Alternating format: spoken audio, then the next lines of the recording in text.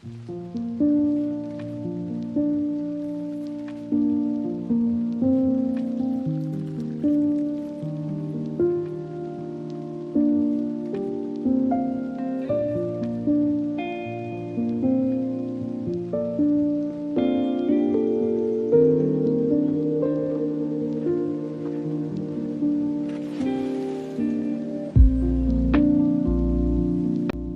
Morning বন্ধুরা, সবাই কেমন আছো? আশা করি তোমরা সবাই খুব ভালো আছো, আর আমরাও খুব ভালো আছি। চলে এসেছি আমার নতুন একটা ব্লগ নিয়ে, আর আমার নতুন ব্লগে তোমাদের অনেক অনেক ওয়েলকাম। এখন আমরা দাঁড়িয়ে আছি আলিপুর জেলের কাছে, যেটা আলিপুর মিউজিয়াম নামেও এখন পরিচিত। এইটা হচ্ছে আলিপুর মিউজিয়ামের টিকিট কাউন্টার, যেখানে পঙ্কজ গেছে টিকিট কাটতে, আর মাথাপিছু টিকিট নিল 30 টাকা করে। এই মিউজিয়ামে লাইট অ্যান্ড সাউন্ড শো হয় 6টা থেকে 7টা, যার টিকিট নেয় 100 টাকা। তবে আজকে আমরা শোটা দেখব না, শুধু মিউজিয়ামটা ঘুরবো। তো চলো, এই হচ্ছে এন্ট্রি গেট, আর এখান থেকেই আমাদের ভেতরে যেতে হবে। সামনে কিন্তু ব্যাগেজ কাউন্টার, এখানে তোমরা ব্যাগ রেখেও দিতে পারো, আবার তোমরা ব্যাগ নিয়ে ভেতরেও যেতে পারো। তবে তোমাদের ব্যাগে যদি কোনো খাবার থাকে তাহলে কিন্তু ওনারা ব্যাগ ভেতরে অ্যালাউ করবে না, এখানে রেখেই তোমাদের যেতে হবে। আর এখানে আশেপাশে 2-3টে শপও রয়েছে, যেখানে ঘুরে তোমরা দেখতেও পারো, বা জামা কাপড় বিভিন্ন ধরনের জিনিস এখান থেকে কেনাকাটিও করতে পারো। এখন কিন্তু ঘড়িটার টাইম হয়েছে দুপুর 2:30, আর দেখো পূর্বা কিন্তু একটু সেজে গুজে আছে। আসলে আজকে হচ্ছে সানডে 21 তারিখ। পূর্বার স্কুল থেকে ন্যাশনাল লাইব্রেরিতে একটা প্রোগ্রাম ছিল, যেটা ওদের পোঙ্গালের জন্য এই প্রোগ্রামটা রাখা হয়েছিল। তো সেই প্রোগ্রামটা শেষ করে তারপরে আমরা এখানে এসেছি ঘুরবো বলে। আসলে অনেক দিন ধরে এটা ঘোরার ইচ্ছা ছিল, কিন্তু হয়ে উঠছিল না। আর আজকে যেহেতু এই রাস্তাটা ধরেই আমাদের বাড়ি ফিরতে হতো, তাই আমরা প্ল্যান করেছিলাম একবার এটা ঘুরে তারপরে বাড়ি ফিরবো। আর ভিতরটা খুবই সুন্দর করে সাজানো, ফুল গাছে ভর্তি, পরিষ্কার পরিচ্ছন্ন, খুবই ভালো লাগছে দেখতে। এখানে আবার রুট ম্যাপও দেওয়া রয়েছে, কোন দিকে গেলে কি কি দেখতে পারবো এখান থেকেই আমরা দেখে নিতে পারবো। ভিতরে কিন্তু খুব সুন্দর দেশাত্মবোধক গানও চলছে, আমাদের ভারত মাতার গান। তবে কপিরাইট খাওয়ার ভয়ে তোমাদেরকে আর শোনাতে পারছি না।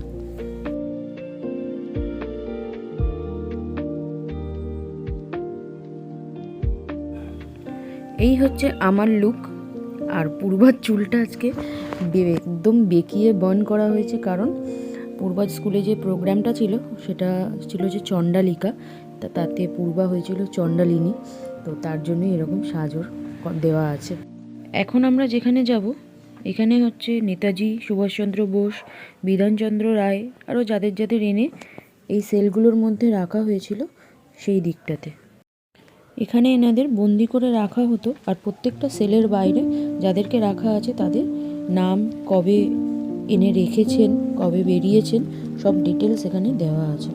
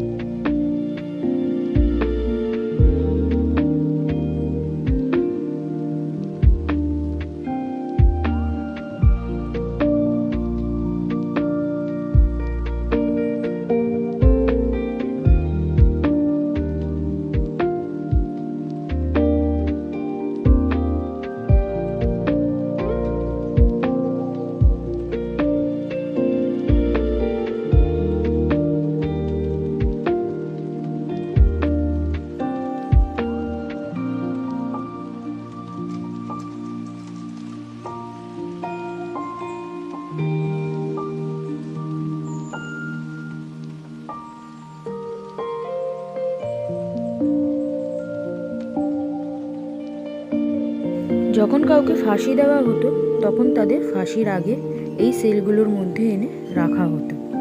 সত্যি ভাবলেও খারাপ লাগে, একটা সময় এই সেলগুলো থেকেই কত কান্নার আওয়াজ ভেসে এসছে। আর মানুষ এখন আসছে, ঘুরছে, দেখছে, ফটো তুলছে, আনন্দ করছে আর চলে যাচ্ছে।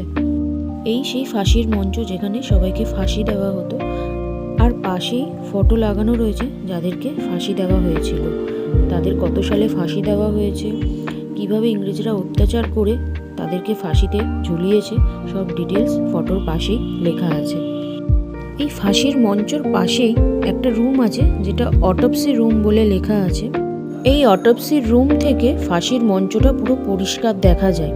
আর এই জন্যেই যাদের ফাঁসি দেওয়া হতো তাদের ঠিক ফাঁসির দেওয়ার আগের মুহূর্তে এই অটোপসি রুমে এনে রাখতেন এবং এক এক করে ফাঁসির মঞ্চে ঝুলানো হতো তাদের, যাতে তাদের বন্ধুরা নিজের চোখে এই ব্যথাটা, তাদের বন্ধুদের ব্যথাটা দেখতে পারে আর সেই ব্যথাটা তারা অনুভব করতে পারে।